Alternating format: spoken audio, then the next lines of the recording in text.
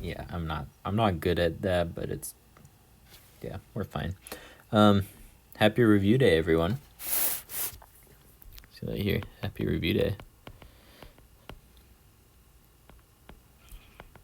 So let's just talk about things that you might want to know before you take your exam.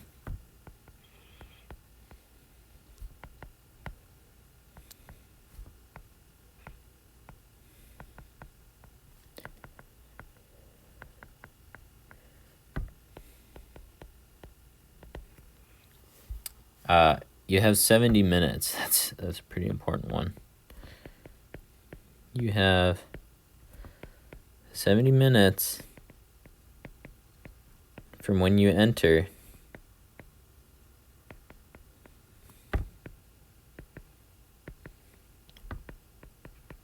the exam to complete it.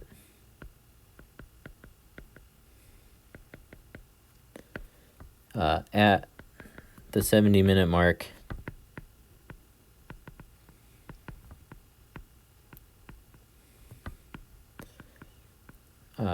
your exam gets auto-submitted. So wherever you are at 70 minutes, that's your exam will be auto-submitted. Number 2 then is that you should use the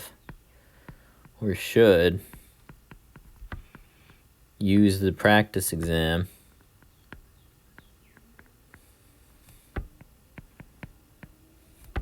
primarily to get used to answering questions.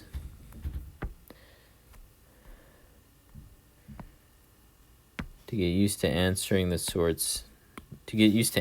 the way you will on the real exam.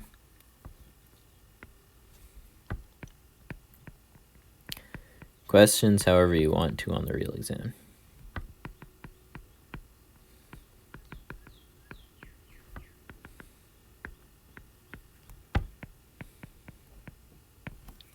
So that way I don't get these emails from you guys saying, well, I didn't have enough time to enter my answers, or I didn't answer them correctly, blah, blah, blah. Figure everything else out on the practice exam. And if you need, I can reopen the practice exam. So I can give you extra practice attempts if you want more time to practice this.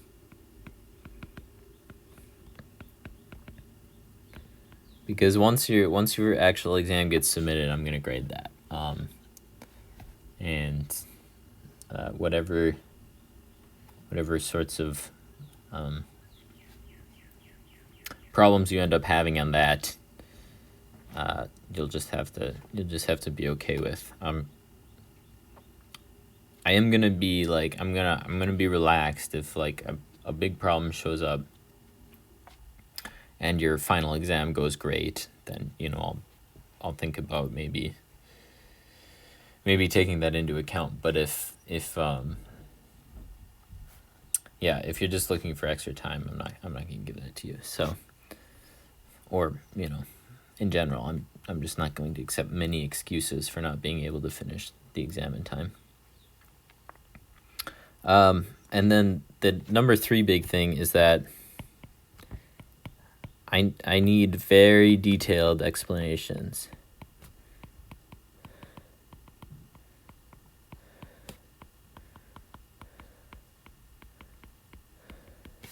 Since this is a take-home exam.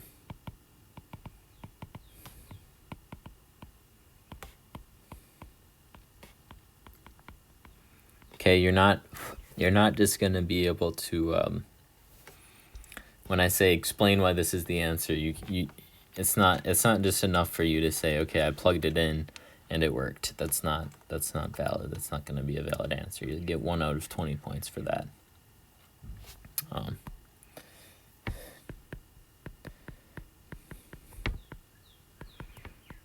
You'll get 1 out of 20 for saying, I plugged the answer into the problem and it worked. Okay, these are some of them are tough questions, so they require detailed explanations. Basically, the explanation, consider it as you teaching me why the answer is the way it is. As in, I don't know calculus already.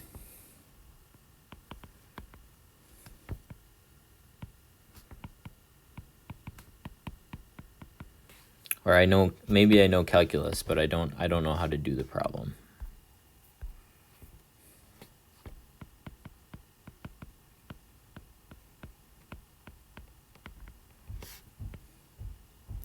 I don't know how to solve the problem.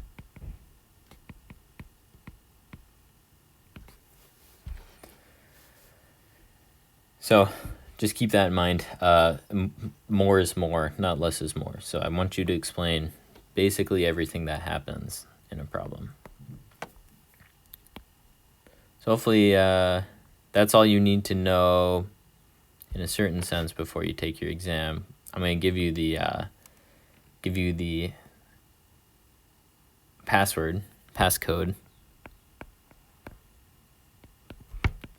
to enter exam. 70 minutes. And this way, you guys all know. So you all know 70 minutes once you hit enter. Just keep that in mind. I don't want anyone complaining that they didn't get enough time. It's 5 questions, 70 minutes. You should definitely be able to answer all that. That's 14 minutes per question. And some of them are quite easy, so you'll be okay. All right, let's just go through the practice exam answers then.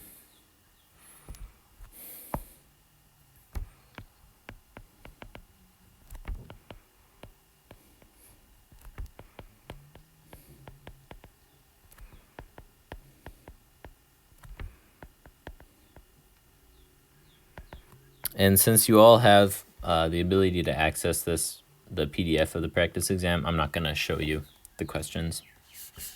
You'll be able to look them up. So I'll say look up the questions.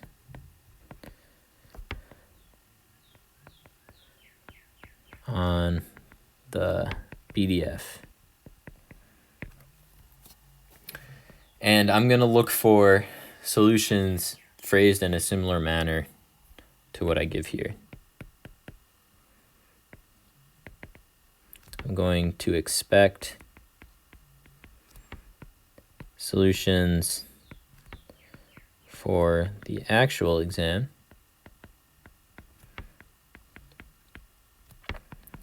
phrased similarly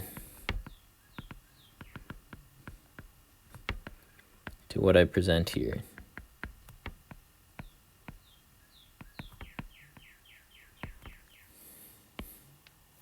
So let's do that. Problem 1. Question 1. Question 1 says, let f of x equal e to the x divided by x. It says, explain why each of the following are true statements. You cannot use the graph below to explain these.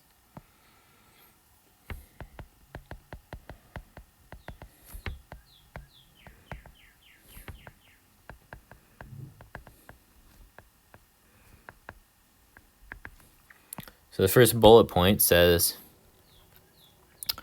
a horizontal asymptote of f of x is y equals 0. Or I could just say y equals 0 is a horizontal asymptote of f of x. So I want to explain why that's a true statement. Well, to do that, I can scroll up to that cheat sheet I gave you, or it's open notes, open book, open calculator. You just can't work with somebody else. So you just scroll up to the top, and you would see that I say a horizontal asymptote exists. So we know this would be my answer. We know that if the limit as x goes to plus infinity, f of x equals a, or the limit as x goes to minus infinity, f of x equals a, then y equals a is a horizontal asymptote. In this case, the limit as x goes to minus infinity of e to the x over x equals, now I'm doing the limit law of 1 over x and the limit of e to the x as x goes to minus infinity. And these are both 0. And so since they're both 0, these are rules that were given in class, which is why I don't demand any more explanation. These were rules given in class. Say that here.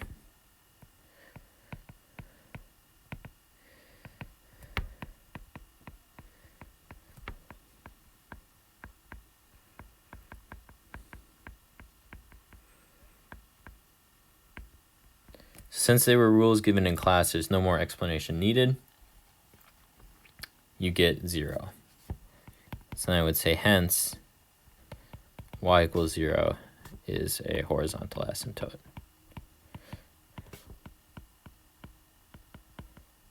You'll notice that I didn't require that the limit as x went to plus infinity existed, which it doesn't in this case.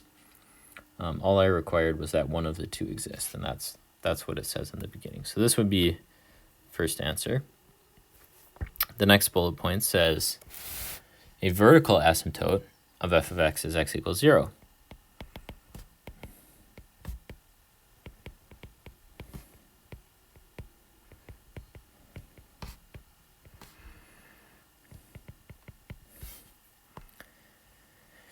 Once again, we would just look at the top, and at the top of the page says if we know that if f of x equals g of x over h of x, and g of a is non-zero, while h of a is 0, then a is a vertical, really x equals a, is a vertical asymptote. In this case, you'll notice how I'm phrasing things very similarly. In this case, f of x equals e to the x over x. So g of x equals e to the x, and h of x equals x,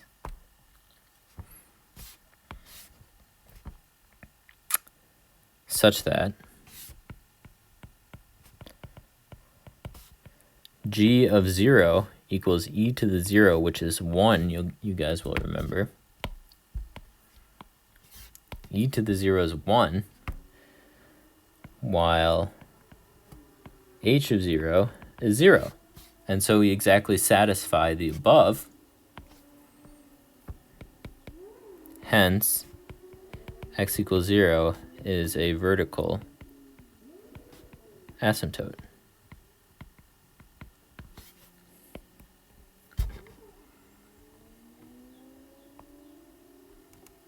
So there you go. It just follows directly from the definition.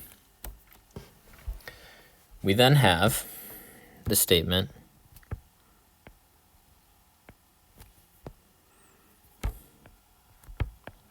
x equals 0 and x equals 1 are critical numbers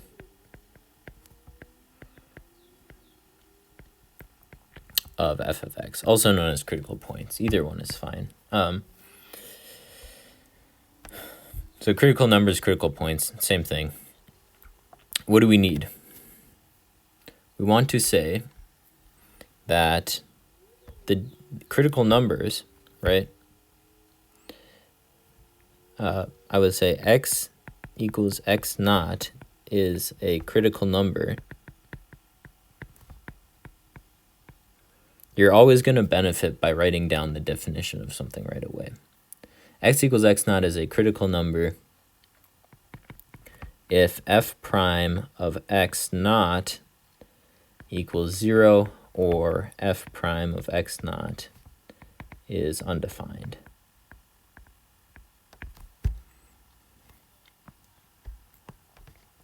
So this is a prime here. And we say, so I just look here, I say, we calculate f prime of x, and if I work up here to what f is, it's e to the x over x, so that's a quotient, so I need to use the quotient rule. Bottom d top minus top d bottom would just be 1 here, divided by the bottom squared. I could rewrite this as e to the x. I can factor that out. This is x minus 1 divided by x squared. And we see that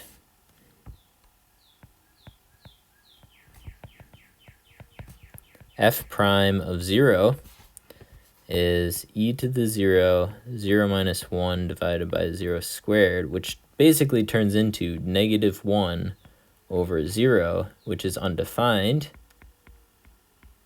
So that's a check.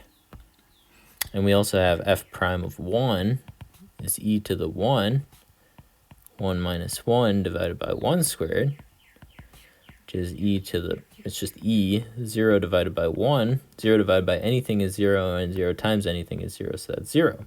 Check. Hence, x equals 0 and x equals 1 are critical numbers.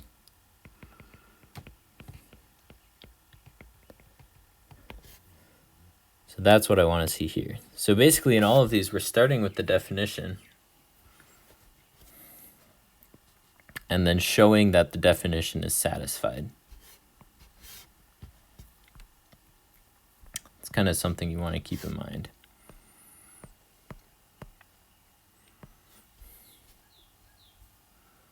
And we're going to do the same thing here on the next one. Next one says f of x is concave down on minus infinity to 0 and concave up on 0 to infinity. So we want to show why this is a true statement. And once again, we should just start with the definition and work from there. So the definition of concave down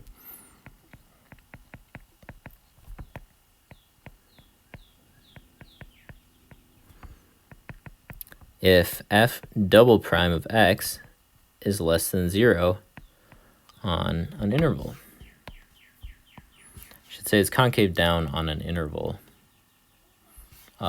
If it's less than 0 for all x in that interval, but that's fine if f of x is less than 0 on an interval.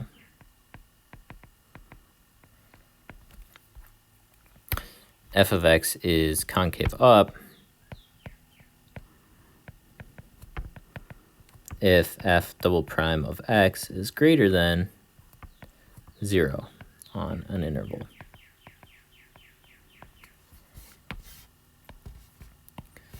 And you know, you don't always have to write down the definition. I wouldn't be that mad if you skip the definition on these, but I'm just putting it here just so we can remember and make sure that we're doing everything right. So if, in this case, if you just show me that the derivative is equal to 0 in one case and undefined in the other, you're fine. In this case, if you show me that the top of my fraction is 1 and the bottom is 0, vertical asymptote, and this one, if you show us the limit is 0, that's fine. So if you skip the definition, I'm not too mad, but it's always nice to have it in there anyway.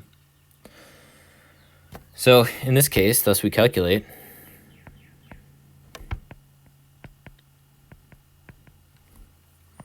and then we write this down. So what I had before, f prime, we already calculated f prime.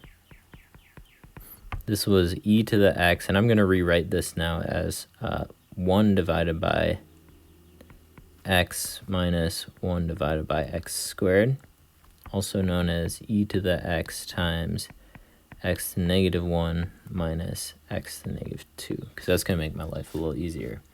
So I just simplify my derivative from before, and that's why I let this problem come after the first problem.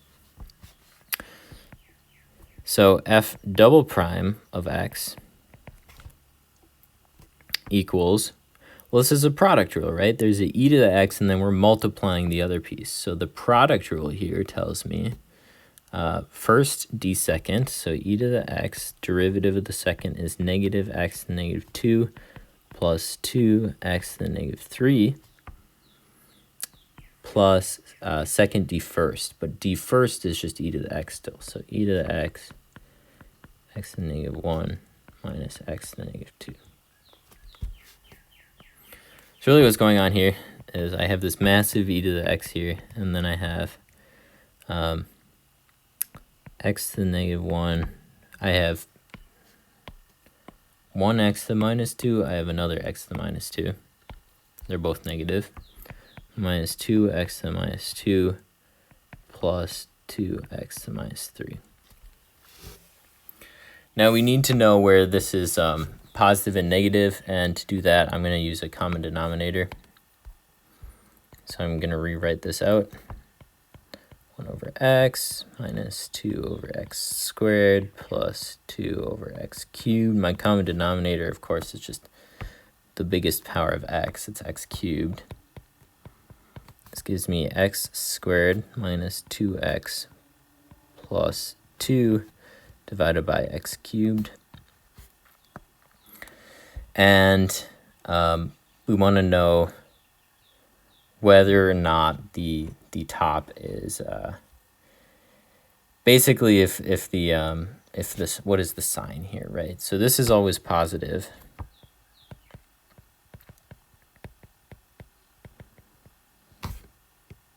That's always positive, so we just care about the sign here.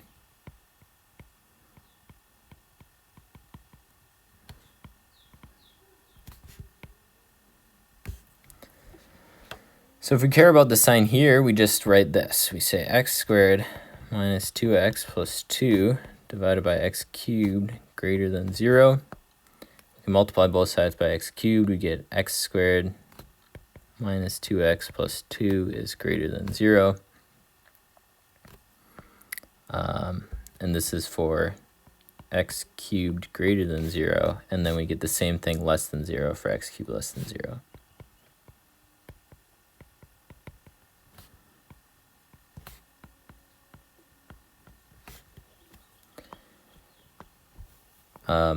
And this is not particularly easy how you can find this out. But what we can do is we can solve for the zeros of this polynomial with the quadratic formula.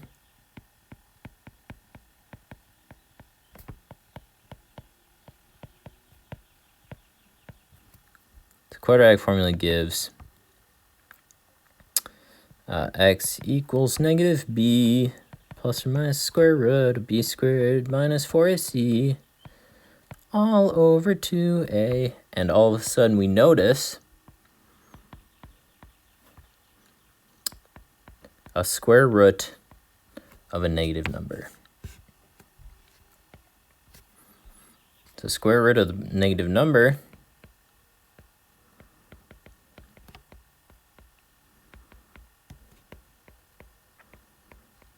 means the quadratic roots don't exist.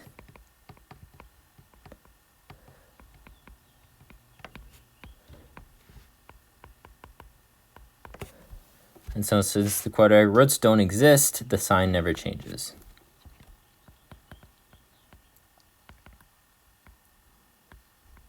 Hence the sign of the numerator is always, I guess it's always positive.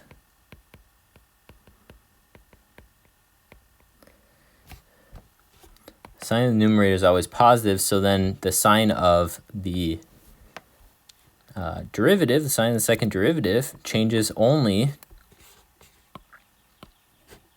when the denominator changes sign, which exactly happens at 0.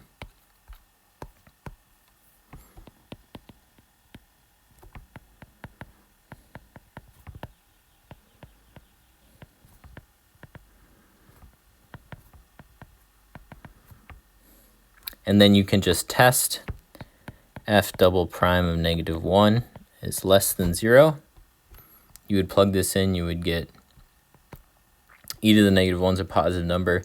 You would get 1 plus 2 is 5 on top and negative 1 on bottom. F of negative 1 equals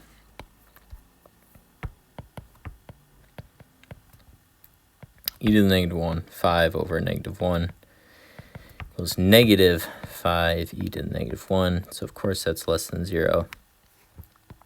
And f prime of 1 equals e to the 1 over 1 equals e, which is greater than 0. And so this is where exactly you get that. Hence concave up. 0 to infinity, concave down on minus infinity to 0. And you guys are probably thinking, wow, that was way, way too hard. I always give harder problems on practice exams, or at least in my head, they're always the harder problems on practice exams.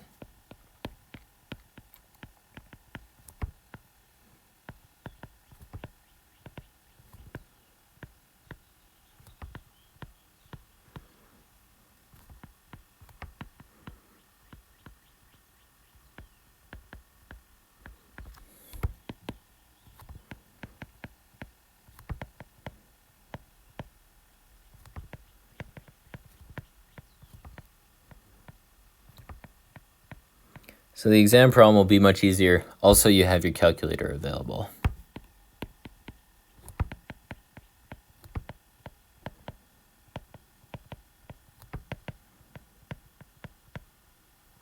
So there are lots of reasons to think that that would be, to some extent, an easier problem. So yes, this is a very long answer.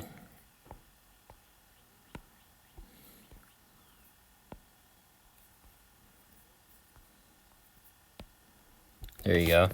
There's the big answer to that. It's just what it is. It's going to be easier on the actual one. And then the final statement we have to justify is that 1 comma e is a relative minimum.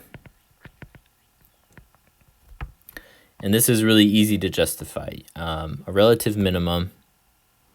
So I'll say x naught, f of x naught, is a relative minimum if x naught is a critical number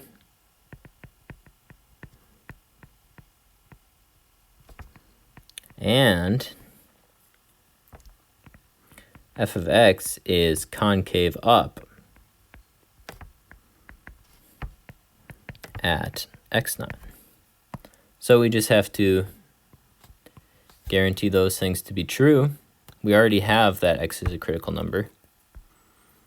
Actually, we already have both of these.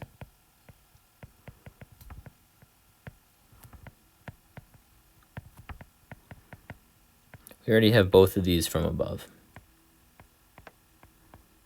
So that's that. That's all we need. So this is really the second derivative test in disguise. Second derivative test.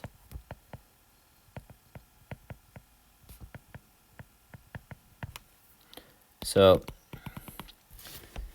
yeah, that takes some time. It took a long time, but it also wasn't impossible. I'm gonna make this second derivative one a lot easier on the exam, so you don't have to feel too bad about that. And the rest of the exam problems are considerably easier. We have to justify one last thing that says explain how each of the preceding bullet points can be used to produce the following graph.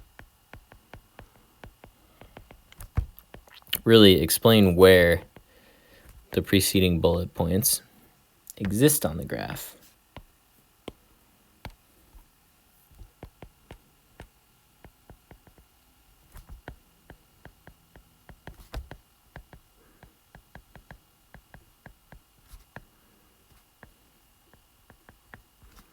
So I'm going to draw it right here.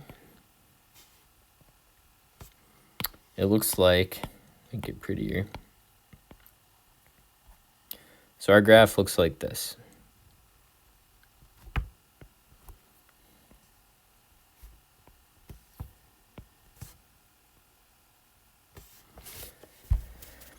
And we'll just go piece by piece where the bullet points are. So we have a horizontal asymptote right here.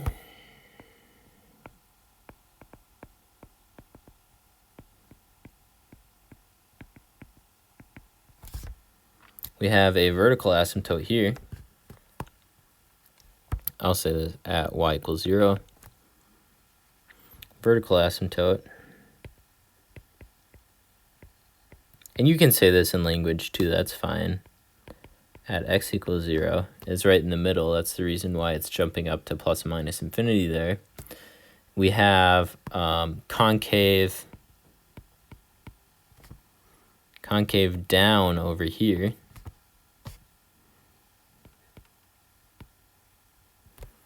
We're concave up over here.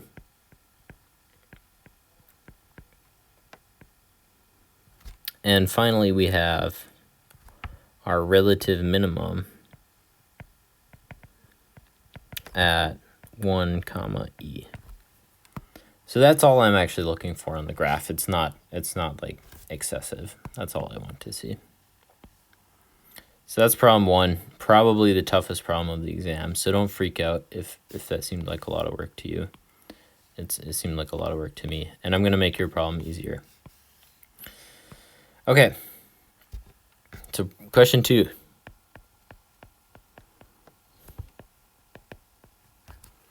Question 2 says, you wish to build an open box with a square base. So I'm going to draw that right now. An open box with a square base.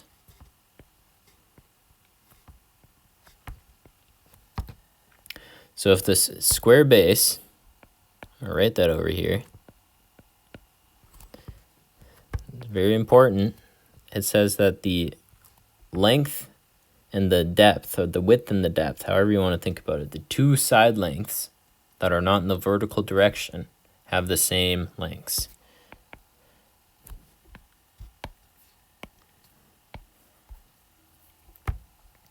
So I'll say base side lengths are the same.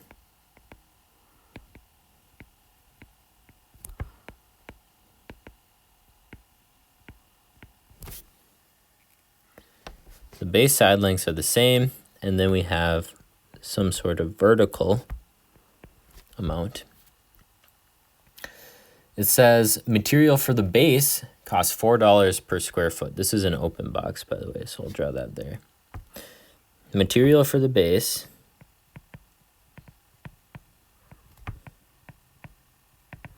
is $4 square foot. Material for the sides is $3 a square foot.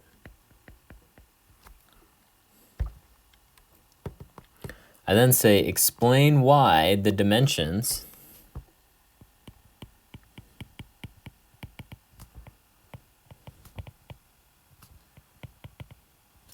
I got to give you the total cost. So we have $48 to spend.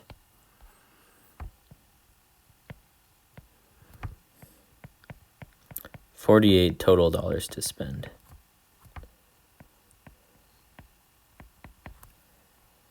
Building this box. I say explain why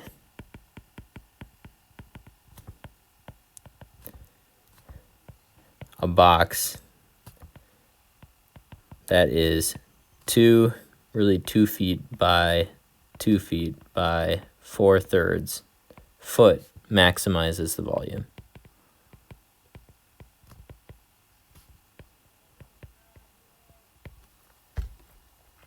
So this is one of those special optimization problems you remember with the cost sitting around.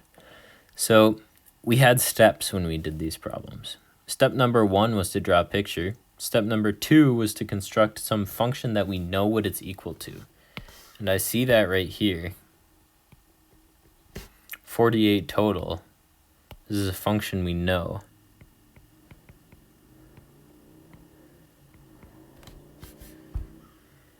Or really, it's a relation on the variables. That's what I'll say instead. Relation. We know what it's equal to. So I need to know if I can construct a cost relation of this. So cost of x and y equals 48, because I'm going to spend $48. But it's also equal to, it's dependent on me building the box. Well, I have one base, so it's 4 times the size of the base, plus I have 4 sides, and each of the sides costs $3 times the size of the side. So I'm going to explain these here. This is cost of base,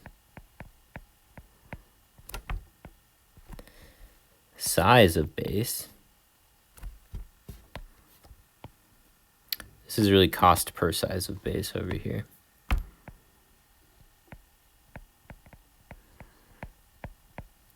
This is size of base. This is the number of sides. This is the cost per size of sides. And this, both together, is the size of sides. Now, I don't need all of that explanation. That's why I'm putting it in red. A lot of this stuff that I've put in red, I don't really require with explanations. But that's our cost equation, and that, I mean, it looks a little bit ugly right now. What actually is it? It's 4x squared plus 12xy equals 48. So that's how I want to think about it. I could divide everything by 4 and help myself out. I get x squared plus 3xy equals 12. And you'll remember in these optimization problems, you always want to solve for one of the variables. So I'm going to solve this for y. Means I keep everything with what I want to solve on one side, bring everything else to the other side. And then I'm going to divide here, divide both sides by 3x. So those cancel. I get y equals, this is really 12 over 3 is 4 divided by x minus x divided by 3. So I have this relation. This relates my variables to one another.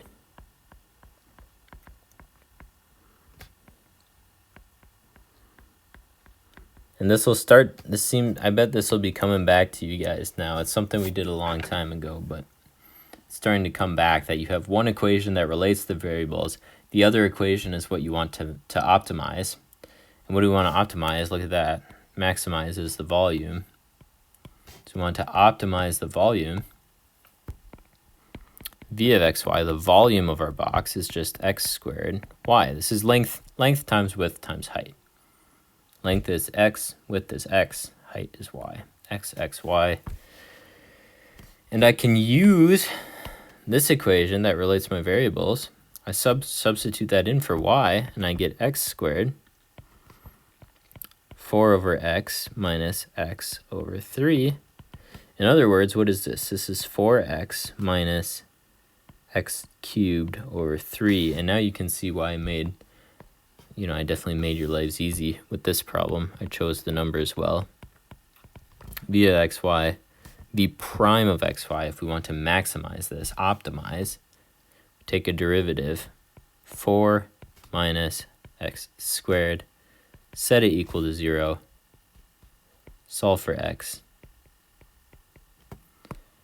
and we get 4 equals x squared, or rather that x equals plus or minus 2. Nobody give me an answer of negative 2 feet, because those don't exist. So x equals 2. And finally, if x equals 2, then y equals, well, we have that equation up top, 4 over x minus x over 3, also known as 2 minus 2/3, or 4/3. And that's enough of an explanation. You don't have to, rewrite the dimensions out to me. That's enough of an explanation. All right, so that's how you would do problem 2. And I think the one on your exam will be about equally as hard as this one. This one wasn't particularly hard. It was fine.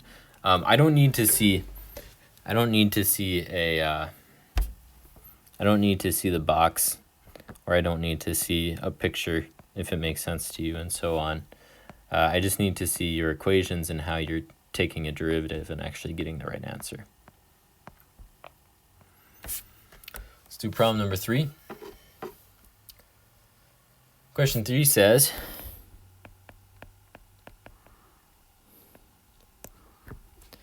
the bacterium Mathis fungi grows at a rate such that it quadruples every 3 hours.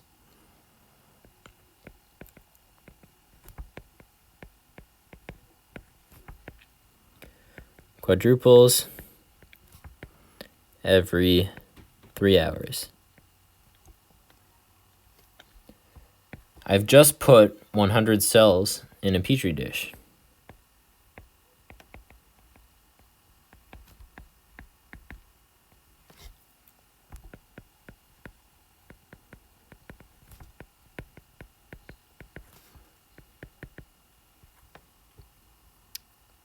Explain why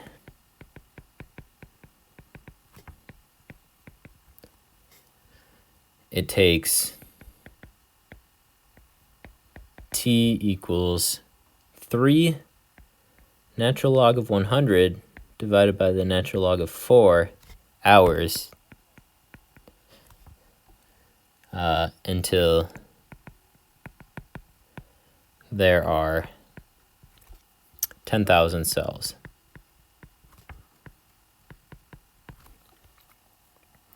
So this is an exponential growth problem. And I'll put that in continuous, right? This is similar, like compounding continuously. I talked about this explicitly in class. This is why we care about exponential growth. And of course, here we are sitting in COVID, and that's why we care as well. So we have this PERT equation, right? A equals P e to the RT.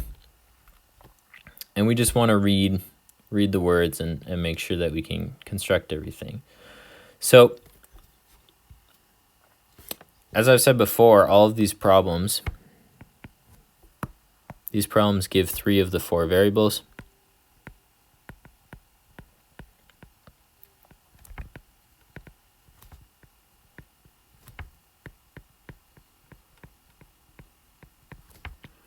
Solve for the last.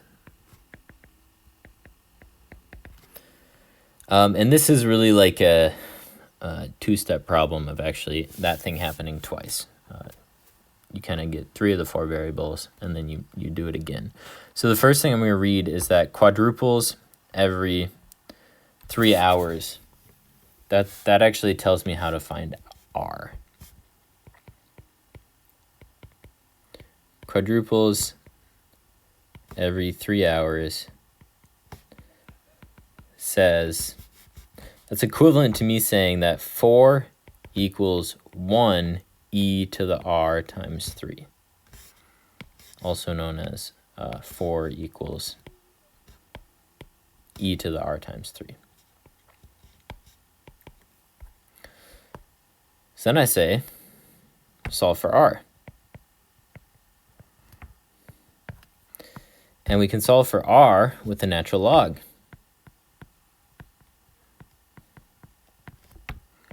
Natural log of 4 equals natural log of e to the r times 3, but of course that's just r times 3. And so r is natural log of 4 divided by 3. And we're starting to see our answer in t show up here, almost. It's looking promising. So that only gave me an answer for r. Hence, a as a function of time equals pe to the natural log of 4 divided by 3. T gives my amount of cells over time.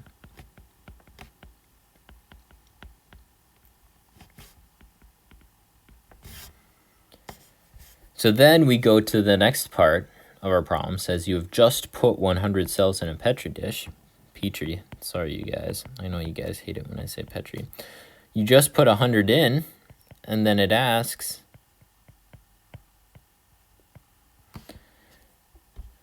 why does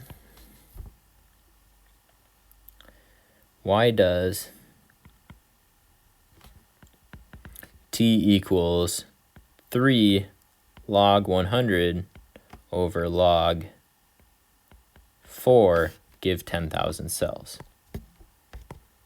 Well, let's just plug it in. 3 log 100 over log 4 equals 100 e log 4 over 3, 3 log 100 over log 4, and we have a lot of things cancel. So the 3's cancel, the log 4's cancel, and I get 100 e to the log 100. But what is e to the log 100? That's just a 100, so I really have 100 times 100, and lo and behold, there's my 10,000 cells. So that's how you would solve that problem. It's really 2 steps of the whole. The problem gives you 3, and solve for the last one.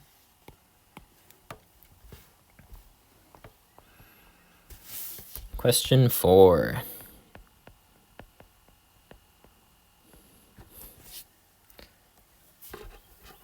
Question 4 says, explain why the following integrals have their given solutions. So I'll just write them out. Number 1, integral from -1 to 2 of x e to the 4 minus x squared dx. And it says this is equal to 1/2 e cubed minus 1. Okay, let's just integrate it and see what happens. So you guys are starting to feel better, I'm sure, because this is stuff that we're doing more recently. I'm going to use u substitution. So basically I want to find a function and its derivative inside of here. So in other words, I can also use my priorities, u sub priorities. So we're going to let in this case, we have no logs and we have no denominators, so we're going to let u be 4 minus x squared. So then du is negative 2x dx. But I don't have a negative 2x dx, I just have x dx. So that means I rewrite my du as du over negative 2 equals x dx, and then I'm good to go. This is the integral of e to the u du over negative 2, also known as negative 1/2, integral e to the u du, which is just negative 1/2 e to the u, negative 1/2 e, and I like doing things not in terms of u, but in terms of x, so I don't have to redo my bounds. 4 minus x squared, the bounds are negative 1 and 2. So if I jump down here, that's really negative 1/2 e to the 4 minus 2 squared minus e to the 4 minus negative 1 squared. That gives me negative 1/2 e to the 0 minus e cubed, also known as 1/2 e cubed minus 1. So there's the first definite integral. Very standard u sub. I'll do a dotted line partition here. Very standard u sub. The next one I said not to worry about. This is another one of my faults of making practice exams particularly hard. This is a problem that a lot of professors always like to give kids in Calc 1 to screw them up. So yeah, if you were worried, don't be, because I'm not actually going to be asking this question on the exam.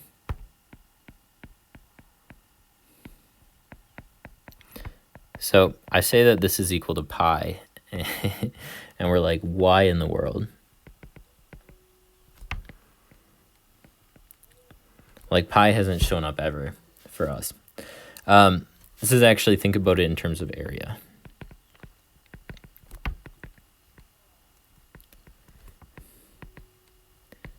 So the definite integral tells you about area, and if I graph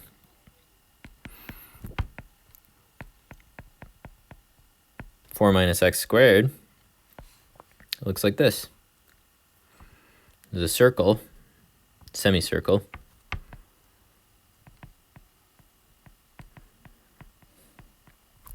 and this goes back to our equation of the circle, like the first week of school. That's why I kind of expect you to know it, even though I shouldn't. Semicircle of radius 2, centered at 0.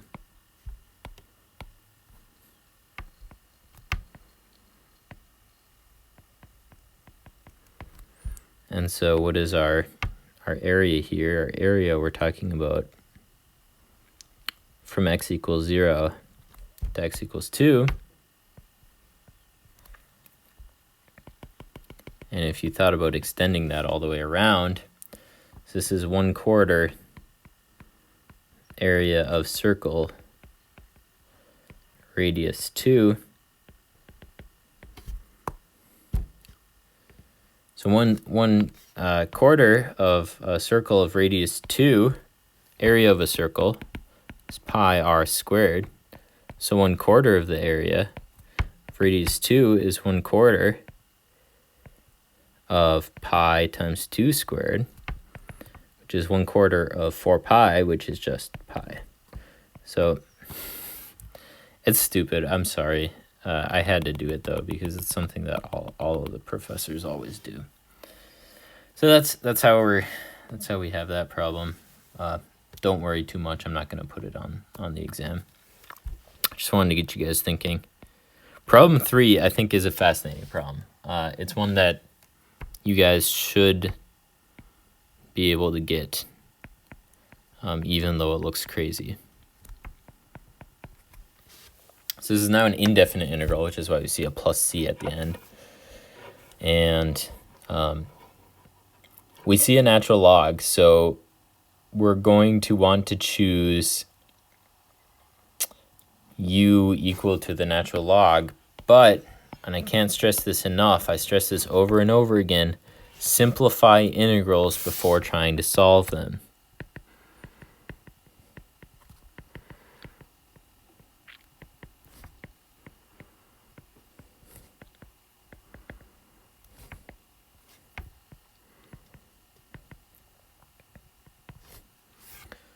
So how can we simplify a natural log when there's an exponent inside? Now, all of you guys can do this with me. Whoop. There you go. This is actually 1 over x natural log absolute value of x dx. And now you're like, oh, this makes a lot more sense because this is exactly choosing let u equal the natural log of the absolute value of x, then du is 1 over x dx, and we exactly have integral u du, which is u squared over 2 plus c, which is the natural log absolute value of x squared over 2 plus c. So there you go. There's question 4. And question 5 I don't think is too bad either. Question 5 says,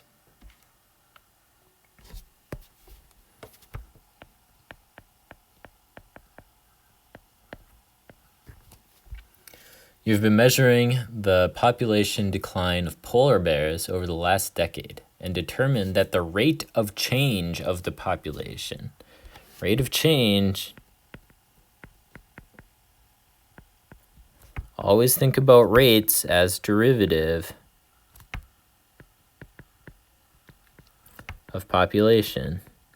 The rate of change of population is derivative of population. So the derivative of the population in hundreds of polar bears per month is p prime.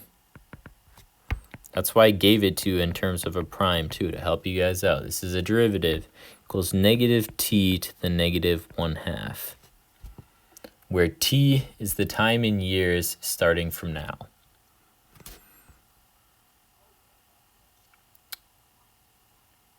Oh, I think that's months.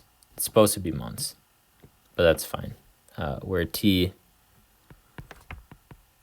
is the time in months starting from now. So if any of you were getting tripped up by that, it's months. That's my fault. To use the time in months starting from now, it says there are currently 3,200.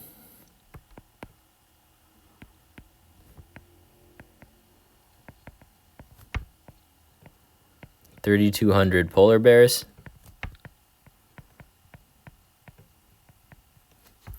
Then it says it says explain why it predicts that they will become extinct in 256 months.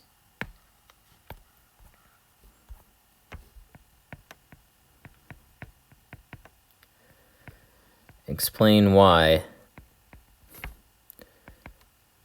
they will be extinct in 256 months.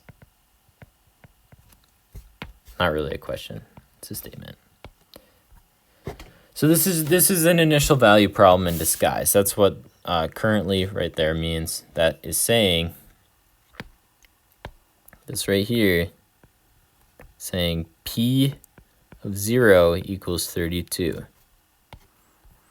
So if p of 0 equals 32 and p prime of t equals minus t to the negative 1/2, all we're doing is the integral p prime of t dt, so known as the integral of negative t to the negative 1/2 dt, which the power rule says is negative t to the 1/2 over 1/2, also known as negative 2t to the 1/2 plus c, this is p, of t.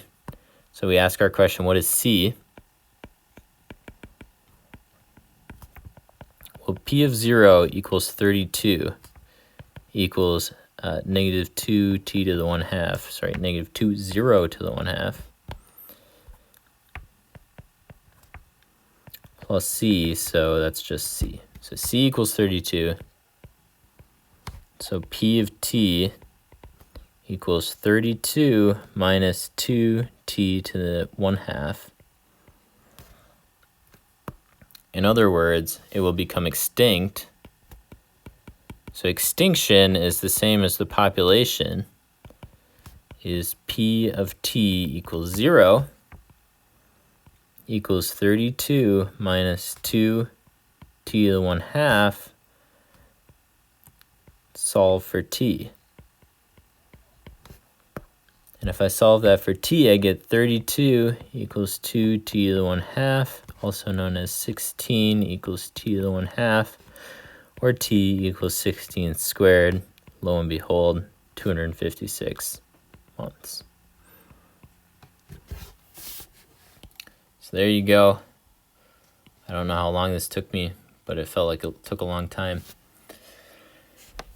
If you don't have enough time on the exam, then everyone will not have enough time on the exam. That'll show in the scores, and things will get curved, same as always. So don't freak out too much. I don't fail people who don't deserve to fail. Just do your best, and you'll do a good job. Reach out with any questions you have whatsoever. I hope the exam goes relatively well, and I will see you guys all next week. Bye.